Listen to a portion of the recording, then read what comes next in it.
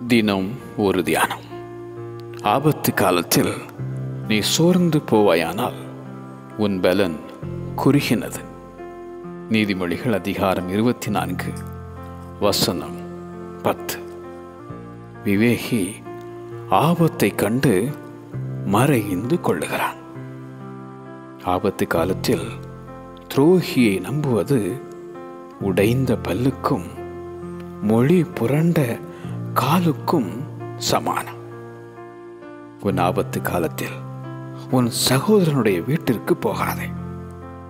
தூரத்தில் உள்ள சகோதரனிலும் சமீபத்தில் உள்ள அயலானே வாசி.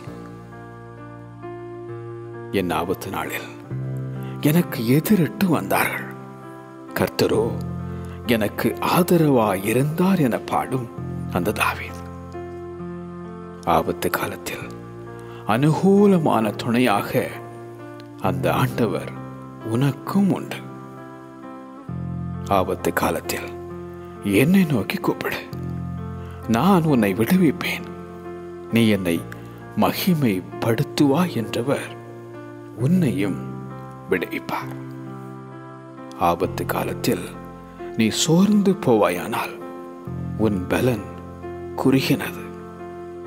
ஆபத்து காலத்தில் நீ சோர்ந்து போவாயானால் உன் பலன் குறுகினது. ஆமென்.